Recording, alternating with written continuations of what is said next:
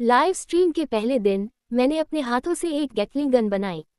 ये गोली ले जा सकती थी और चिड़िया मार सकती थी। नतीजा ये हुआ कि उसी दिन मुझे पूछताछ के लिए पुलिस स्टेशन ले जाया गया। अगले दिन मैंने अपने हाथों से बारिश कराने वाली पियर ब्लॉसम नीडल्स बनाई। एक बार फिर पुलिस अधिकारी ने मुझे स्टेशन पर चाय के लिए आमंत्रित किया। तीसरे दिन मैंने अपने दर्द से सीखा और फैसला किया कि लाइव स्ट्रीम पर चित्रकारी करूंगा। अप्रत्याशित रूप से जो नोट्स मैंने बनाए वे बैंक नोट डिटेक्टर से पास हो गए।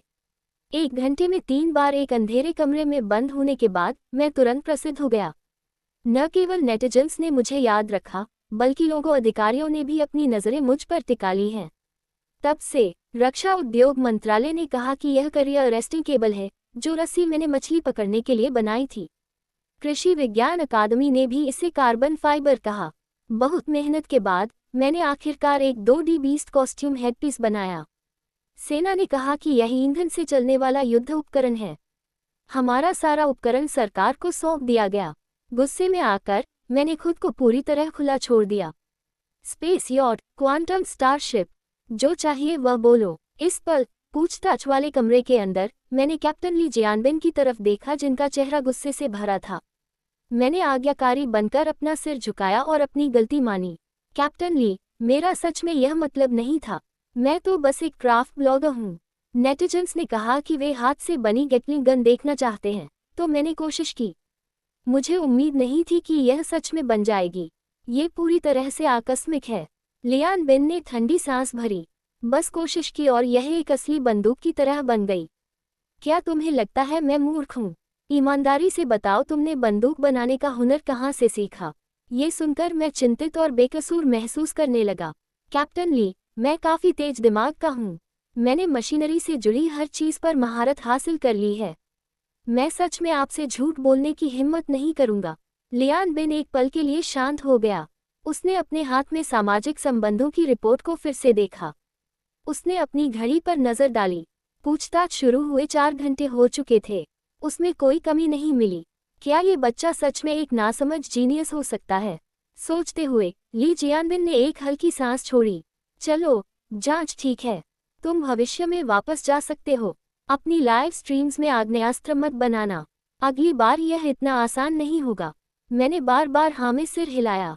मैंने अपना चेहरा थपथपाया और वादा किया, आप निश्चिंत रहिए। मेरी माँ ने मुझे बचपन से सिखाया है कि समाज के लिए एक उपयोगी इंसान बनो। मैं कभी कोई अवैध या अनुशासनहीन काम नहीं करूंगा। ली जियानबिन ने अधीरता से अपना हाथ हिलाया। ठीक है, बेहतर होगा अगर तुम सच में ऐसा सोचो। जहां तक तुम्हारी गैटलिंग गन की बात है, इसे स्टेशन के अंदर ही रहने दो और जल्दी जाओ। ये सुनकर मेरा चेहरा तुरंत उदास हो गया। मैंने इस चीज़ के लिए एक बड़े भाई से 80 युआन चार्ज किए थे। अब वह चीज़ चली गई है। मैं क्या जवाब दूंगा? मुझमें इतनी हिम्मत नहीं थी कि मैं पुलिस अधिकारी से उसे वापस मांगने की हिम्मत करूं। इस सब के बाद जब तक मैं वापस आया तब तक अंधेरा हो चुका था। मैंने अपना फ़ोन ऑन किया। बैकएंड संदेशों से भरा पड़ा था। सभी पूछ रहे थे कि मैं बाहर आया या नहीं। मेरा दिल भर आया। इस दुनिया में अभी भी बहुत अच्छे लोग हैं, लेकिन मेरी उम्मीद के मुताबिक नहीं। स्क्रॉल करते हुए मुझे अपना एक वीडियो क्लिप मिला जिसमें मुझे ले जाया जा रहा है। उस पर एक टेक्स्ट कैप्शन भी लिखा था, चौंकाने वाला। हैंडीक्राफ्ट ब्लॉगर अपराधी निकला। वास्तव में इस पर 50,000 से ज़्यादा लाइक्स थे, मेरे प्रशंसकों से भी ज़्यादा। वहाँ सच में बहुत अच्छे लोग नहीं हैं, पुराने पापी। मैंने अपना फ़ोन नीचे रखा और एक गहरी सांस ली। लिस्ट पर एक बड़े भाई ने पूरे 80 युआन का भुगतान किया था। पैसा उनकी जेब में चला गया था, वापस जाने का कोई कारण नहीं था। मैंने सोचा। अचानक एक विचार मेरे दिमाग में आया। अगर यह काम नहीं करता तो मैं उस बड़े भाई के लिए एक पेपर वर्जन बनाऊंगा। जब तक गुणवत्ता मजबूत रहेगी, गारंटी है कि उनके पास कहने के लिए कुछ नहीं होगा। अगले दिन सुबह जल्दी मैं गांव के प्रवेश द्वार पर सुपरमार्केट पहुंचा। लियो, क्या क्राफ्ट पेपर है? मुझे एक बॉक्स दो। लियो कानू, जो काउंटर पर अपने फ़ोन को स्क्रॉल कर रहे थे, बोले, तुम अब ठीक हो? मैं तुम्हारे घर आने का सोच रहा था, देखने के लिए कि तुम वापस आए या नहीं। ये सुनकर मेरे मुंह के कोने फड़के। उसने अपनी नाक को छुआ, बहुत शर्मिंदा। नमस्ते, ये सब एक गलतफहमी थी। कोई बात नहीं, काय कब वापस आएगा? लियो गोदाम में क्राफ्ट पेपर लेने गए और जाते हुए बोले, उस लड़के को पता भी नहीं कि वह किस चीज़ में व्यस्त है। एक फ़ोन कॉल तक नहीं करता। मैंने सिर हिलाया और सफलतापूर्वक विषय बदल दिया। लियो का परिवार मेरे घर के एकदम सामने रहता है। उनका बेटा काई मुझसे 3 साल बड़ा है। बेहतरीन ग्रेड और आज्ञाकारी व्यवहार। मेरी माँ के शब्दों में वह मुझसे एकदम अलग प्रजाति है। मैंने सुना है क्योटो में काम करना अब काफ़ी प्रभावशाली है। घर लौटने के बाद मैंने अपना फ़ोन सेट किया, वीडियो रिकॉर्ड करना शुरू किया, आधिकारिक शुरुआत की, हाथ से मुड़ा हुआ पेपर गैटलिंग गन। कल के अनुभव की वजह से आज इसे बनाना काफ़ी आसान महसूस हो रहा था। पहले फिंगरटिप स्पिनर से 6 बियरिंग्स निकाले, फिर हीट सिंक बनाया, ग्लू एनकैप्सुलेशन, स्टील से पेपर, वेल्डिंग से ग्लू। थोड़ी देर में सबसे कठिन हिस्सा पूरा हो गया। फिर मैंने एक और ड्रिलिंग रिग को अलग किया, ड्रिल बिट को हटाया, ट्रिगर को ग्रिप के अंदर डाला और वायरिंग को सोल्डर किया। एक हैंडल, बैरल और मैगजीन के साथ सुसज्जित किया। मैंने पूरी चीज़ पर ब्लैक पेंट लगाया। एक पेपर गैटलिंग तैयार। मैंने कुछ गोलियां लोड की, ट्रिगर खींचा, उसने तुरंत शूट किया, बीप बीप बीप। मैंने कुछ तस्वीरें ली और टॉप स्कोरर को भेज दी। बड़े भाई ने जल्दी जवाब दिया, स्ट्रमर कमाल है, ये चीज़ बहुत कूल है, इसका रूप बिल्कुल वैसा ही है जैसा आसमान में था, जल्दी से शिप करो, नहीं तो मुझे डर है कि यह बाद में ले जाई जा सकती है। ये खबर देखकर मैंने देरी करने की हिम्मत नहीं की। मैंने इसे बाहर भेजने के लिए एक कुरियर से संपर्क किया। फिर मैंने बस हैंडमेड वीडियो एडिट किया और अपलोड कर दिया। इसी बीच उत्तरी प्रांतीय प्रशासनिक कार्यालय की जूनियर पुलिस अधिकारी झाओ शियाओवे, वह आंखें फाड़कर उस वीडियो को घूर रही थी जो मैंने अभी पोस्ट किया था। क्या दिन था जब उसने मुझे गैटलिंग गन स्ट्रीम करते हुए पाया था। उसने सोचा था 3rd क्लास मेरिट तो पक्की है। अप्रत्याशित रूप से अंत में कुछ नहीं हुआ। वह अंदर से पूरी तरह से आहत महसूस कर रही थी। जब भी उसे समय मिलता वह मेरे अकाउंट पर नज़र रखती थी। जब उसने मुझे पेपर से गैटलिंग गन्स बनाते देखा तो उसने तुरंत अपना फ़ोन उठाया और ली जियानबिन को ढूंढने भागी। ली, इस बच्चे ने फिर से पेपर से गैटलिंग गन बनाई है, क्या हमें उसे बुलाना चाहिए? ली जियानबिन ने वीडियो पर एक नज़र डाली, थोड़ा त्योरी चढ़ाई, अपना हाथ हिलाया और कहा, कोई बात नहीं, जब तक तुम इसे गंभीरता से नहीं लेते उसे जाने दो। ली जियानबिन को इस पल सिरदर्द हो रहा था। कल रात उनके अधिकार क्षेत्र में एक डकैती हुई थी और पीड़ित विमानन संस्थान का एक शोधकर्ता था जो एयरक्राफ्ट कैरियर्स के अरेस्टिंग केबल्स के अनुसंधान और विकास के लिए जिम्मेदार था। वरिष्ठ अधिकारी बहुत गुस्से में थे। केस सुलझाने के लिए एक विशेष टास्क फोर्स भेजी गई थी। अगर वे 1 हफ्ते के अंदर उन्हें नहीं पकड़ पाते तो उनका आधिकारिक करियर शायद खत्म था।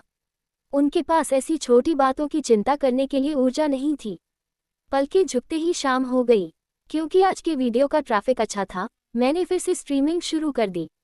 कैप्टन ली ने जो कहा था उसे सोचते हुए मैंने कहा, दोस्तों, मैं अपने हाथों से गैटलिंग गन्स कैसे बना सकता हूँ? अधिकारी मुझे अब उस तरह की चीज़ें बनाने नहीं देंगे। इसलिए आज मैं अपने हाथ से एक रेनस्टॉर्म पियर ब्लॉसम नीडल बनाने जा रहा हूँ। संक्षेप में, ये तेल के बर्तन में पानी की तरह है। लाइव स्ट्रीम तुरंत गूंज उठी। अंकल, क्या आप गंभीर हैं? क्या ये किसी उपन्यास की चीज़ नहीं है? वही तो भाई, सिर्फ थोड़े से ट्रैफिक के लिए लापरवाही से काम मत करो। ऊपर वाले व्यक्ति को हमारे जंगली भाई पर थोड़ा भरोसा है। मैं पहले ही पुलिस स्टेशन जा चुका हूँ। ये दिखाता है कि शिल्प कौशल सच में मजबूत है। हाँ, स्ट्रीमर, जल्दी से एक दिखाओ और जल्दी मत करो। मैंने तैयार आयरन और कॉपर शीट्स को टेबल पर रखा। ये रेंज फ्लावर नीडल, चलिए इसके लुक्स को एक खास लुओ गेम से लेते हैं। उसके साथ ही उसने leaf loads, petals, main shaft handles और बाकी कंपोनेंट्स बनाना शुरू किया। टॉप पर 24 लॉन्च पोर्ट्स दिए गए हैं। नीडल कार्ट्रिज को हैंडल के अंदर रखा। एक ऑटोमेटिक कॉम्पनसेशन स्ट्रक्चर भी डिज़ाइन किया गया है। बस सिल्वर नीडल्स का पहला बैच शूट करो, बाद में ऑटोफिल रैपिड फायरिंग की अनुमति देता है। जल्दी ही एक नाजुक रेनस्टॉर्म पियर ब्लॉसम नीडल पूरी हो गई। मैंने तैयार उत्पाद को अपने हाथ में लहराया और मुस्कुराया, दोस्तों, अब से मुझे टैंग संप्रदाय का नेता बुलाओ। लाइव ब्रॉडकास्ट रूम में दर्शक पूरी तरह से हैरान थे। मैं सच में स्ट्रीमर होने में अच्छा हूँ, ये भी अनोखा है। ईमानदारी से, क्या आप किसी दूसरी दुनिया से हैं?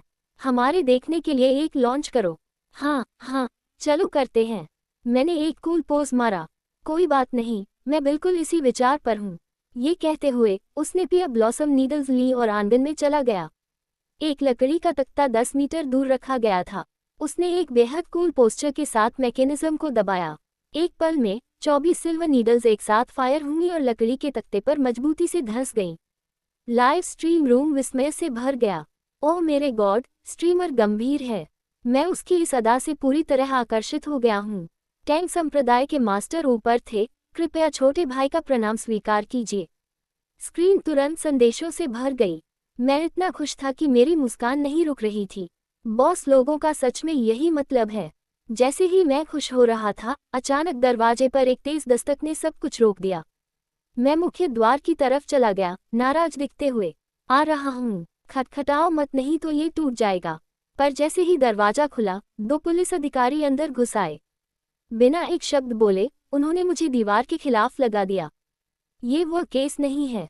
मैंने अपना सिर घुमाकर देखा, वह झाओ शियाओवैग थी। तुमने मुझे कल ही चेतावनी दी थी। आज हम पियर ब्लॉसम नीडल्स पर भारी बारिश कर रहे हैं, बार बार सिखाने के बाद भी कभी नहीं बदल रहे। मैंने गलत देखा। वे अपनी बेगुनाही का दावा कर रहे थे। कैप्टन ली ने कहा था कि आग्नेयास्त्र का उपयोग नहीं कर सकते, मैंने ऐसा नहीं किया। कोई हथियार काम नहीं करता। जल्दी करो, सबूत लाओ और हमारे साथ चलो।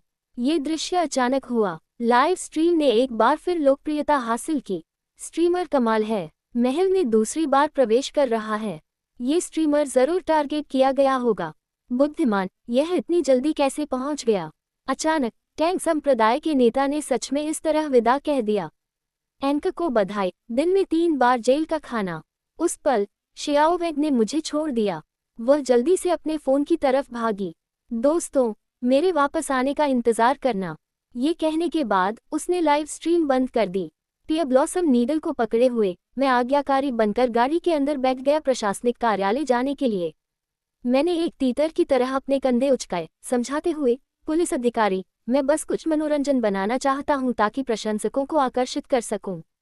इसके अलावा ये चीज़ एक काल्पनिक हथियार है, मैं नहीं जानता और नहीं कर सकता। कैप्टन ली ने सिर्फ कहा था कि बंदूकें नहीं बनाई जा सकती हैं, उन्होंने कभी नहीं कहा कि यह असंभव था। आपके तर्क से गलती अभी भी हमारी ही है। नहीं, नहीं, बिल्कुल नहीं। शियाओवैग ने ठंडी सांस भरी। उस पल स्टाफ ने टेस्ट रिपोर्ट लाई। उसने इस पर एक नज़र डाली।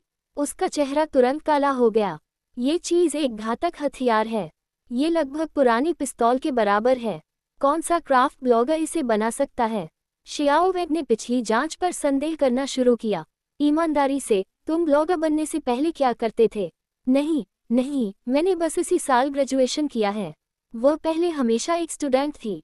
नहीं, तुमने मैकेनिकल इंजीनियरिंग पढ़ी है, तार्किक रूप से काम की कोई कमी नहीं है। ये कैसे किया जा सकता है? ये सुनकर मैं तुरंत उत्साहित हो गया। अरे, आपने ज़रूर ग्रेजुएशन किया होगा और सिस्टम में प्रवेश किया होगा, कभी नौकरी नहीं ढूंढी। कंपनी में अब कोई सामान्य स्थिति नहीं है। जॉब पोस्टिंग के लिए 6000 और इंटरव्यू के लिए 3000। और प्रदर्शन महत्वपूर्ण है। सबसे अजीब हिस्सा ये था कि मैं एक इंटरव्यू के लिए 2 घंटे भागा। उसने वास्तव में मुझसे पूछा कि क्या मैं पैसों के लिए काम करता हूँ। आखिरकार मुझे शिकायत करने का एक मौका मिला।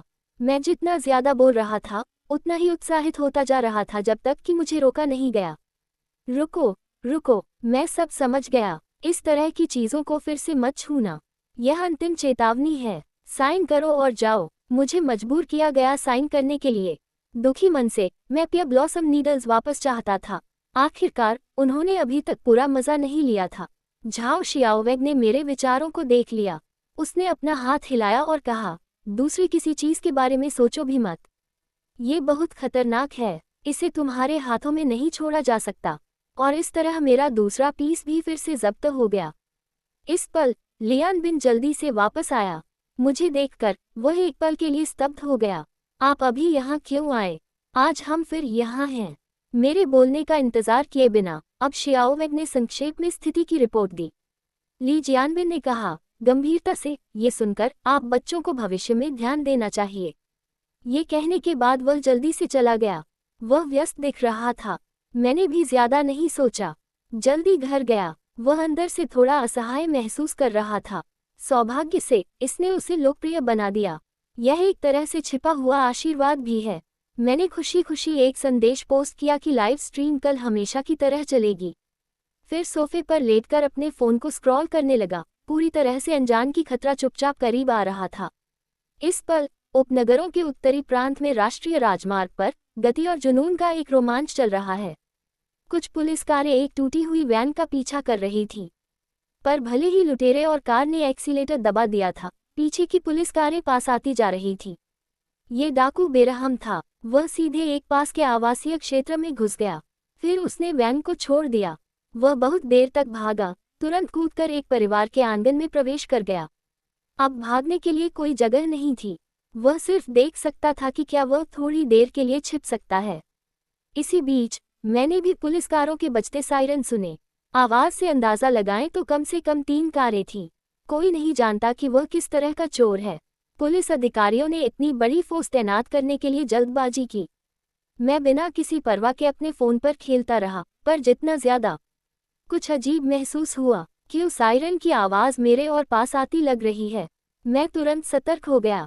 क्या ऐसा हो सकता है कि उन्होंने अपना दिमाग बदल लिया और फिर से मेरे पीछे आ गए?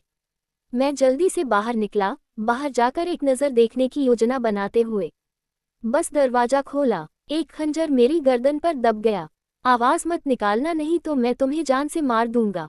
मैंने आज्ञाकारी बनकर दोनों हाथ उठाए। बाहर लोगों को बताओ, उन्होंने किसी को भी प्रवेश करने से मना किया। मैंने जल्दी से पालन किया। बाहर वे अंदर आने के लिए तैयार हो रहे थे। पुलिस समूह तुरंत रुक गया। अपने दांत पीसते हुए उसने कहा, अंदर के लोग सुनो, तुम पहले ही घिर चुके हो। जल्दी आत्मसमर्पण करो, नरमी के लिए प्रयास करो। डाकू के चेहरे पर क्रूरता का एक निशान चमका। क्या तुम्हें लगता है मैं एक बेवकूफ हूँ? आत्मसमर्पण करना मौत का रास्ता होगा। सुनो, मेरे हाथ में एक बंधक है। मेरे लिए अभी एक कार का इंतजाम करो। मुझे यहाँ से सुरक्षित जाने दो, नहीं तो मैं इसे अभी जान से मार दूंगा। बाहर ली जियानबिन का भाव ठंडा हो गया। उसने शांति से अपने पास के 3 सदस्यों को निर्देश दिया, पहले एक कार तैयार करो जैसा उसने कहा। स्नाइपर को पोजीशन के लिए तैयार करो। मैं भी खाली नहीं था। वह तब से अंदाजा लगाने की कोशिश कर रहा था कि खुद को कैसे बचाए। मेरा अभी कुछ रोल है, पर अगर आप कार में बैठ जाते हैं तो मैं सिर्फ डाकुओं के ज़मीर पर भरोसा कर सकता हूँ। पर वह एक डाकू है, अंतरात्मा जैसी चीज। हाँ, ज्यादा देर नहीं हुई, दरवाजे के बाहर से एक और आवाज आई। पुलिस ने पहले ही कार तैयार कर ली थी। मैंने उन हाथों की तरफ देखा जो डाकुओं ने मेरी गर्दन के चारों ओर पकड़ रखे थे। अब जैसे ही डाकू मुझे दरवाजे की तरफ धकेल रहे थे, मेरी आंखों के सामने अंधेरा छा गया। दाहिने हाथ ने डाकू के हाथ को पकड़ लिया। उसने नस को सटीकता के साथ दबाया। डाकू ने एक आवाज के साथ अपना हाथ छोड़ दिया। लुटेरे प्रतिक्रिया कर पाते उससे पहले अगले सेकंड मैंने डाकू की दूसरी कलाई पकड़ी और उसे जोर से मरोड़ दिया। डाकू का हाथ तुरंत बेअसर हो गया। बाहर ली जियानबिन और बाकी सबने चिल्लाने की आवाज सुनी। उनके दिल में घबराहट भर गई। उसने तुरंत लोगों के लिए दीवार पर चढ़ने और कार्रवाई के लिए तैयार होने के इंतजाम किए। मैंने शांति से डाकू के हाथ को मरोड़ा। मैंने उसे सहजता से उठाया और दरवाजे पर रख दिया। सहायक ने सामान खींचने के लिए स्टील की तार खरीदी थी। उसने सीधे लुटेरे को एक कीड़े की तरह बांध दिया। डाकू के माथे की नसें उभर आईं। तुम्हारे पास मार्शल एथिक्स की कोई समझ नहीं है। उसने वास्तव में मेरी नसों को दबाया, बेशर्मी से। क्या तुम मुझसे एक औपचारिक मैच करने की हिम्मत रखते हो? क्या तुम मुझे एक मजाक बता रहे हो, बेशर्म?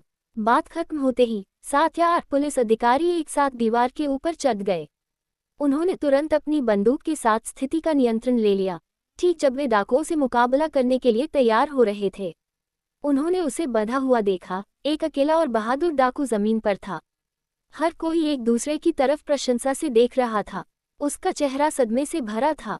उस पल ली जियानबिन ने भी दरवाजा धकेला और अंदर आए। मैंने मुस्कुराया और ली जियानबिन को आवाज दी, क्या इत्तेफाक है कैप्टन ली, हम फिर मिलते हैं। लियानबिन ने पहले राहत की एक सांस ली, फिर डाकुओं की तरफ देखा, मुझ पर फिर से देखा और सदमे में चिल्लाया, क्या चल रहा है? अरे, हर कोई तुम्हारे लिए बंधा हुआ है। मुझे उम्मीद नहीं थी कि तुम्हारे पास ये क्षमता है। जैसा उसने बोला, उसने अपने पास के 3 सदस्यों को इशारा किया, किसी से कहो डाकुओं को दूर ले जाएं। एक बार जब मैं कार में बैठ गया, डाकुओं ने मेरी तरफ गुस्से से घूरा, अपने दांत पीसे, अगर मैं बाहर आया तो मैं जरूर तुम्हें पुलिस अधिकारी के सामने जान से मार दूंगा। तुम मुझे धमकी देने की हिम्मत करते हो? बिल्कुल कानूनविहीन। कैप्टन ली, आपको बाद में उससे गहन पूछताछ करनी होगी। ली जियानबिन ने एक बार फिर अपना हाथ हिलाया। उसने 3 सदस्यों को कहा कि उसे जल्दी गाड़ी पर ले जाएं। उसने तुरंत मेरी तरफ देखा। ऐसा लगता है मुझे तुम्हें हमारे साथ एक बार फिर आने के लिए कहना होगा। चिंता मत करो, इस बार तुम्हें जरूर कुछ चाय मिलेगी। जब तक रिकॉर्ड खत्म नहीं होता मैं किसी से तुम्हें वापस छोड़ने के लिए कहूंगा। वे सुरक्षा कार्यालय पहुंचे। ली जियानविन ने अपराधियों को पूछताछ वाले कमरे में ले जाने का आदेश दिया। वह तुरंत पूछताछ के लिए अंदर गया। मेरा बयान बहुत जल्दी बनाया गया था। मुख्य रूप से मैंने स्थिति के बारे में पूछा। झाओ शियाओवेग ने मुझे इसे दबाते सुना। डाकुओं के टेंडन लगभग दर्द से टूट गए थे। बुरा नहीं है, मुझे उम्मीद नहीं थी कि तुम्हारे पास अभी भी साहस और रणनीति है। ठीक है, मैं तुम्हें थोड़ी देर में वापस ले जाऊंगा। मैंने सोचा कि कैसे मैं इस बार एक संदिग्ध नहीं था, तो उसने साहस जुटाया और एक दो और सवाल पूछे। इस डाकू ने क्या अपराध किया था? यह शायद अभी जल्दी बाहर नहीं आएगा। मैं सच में डर रहा था कि वह बदला लेगा। चिंता मत करो, बाहर नहीं आ सकता। शियाओवेग ने यह सुनने पर मेरे कंधे पर थपकी दी। इस व्यक्ति को 1-2 दिन पहले मौत की सजा मिली थी और एक शोधकर्ता भी था। जरूर भारी सजा होगी। चलो, मैं तुम्हें वापस ले चलूंगी। मैं कांप उठा।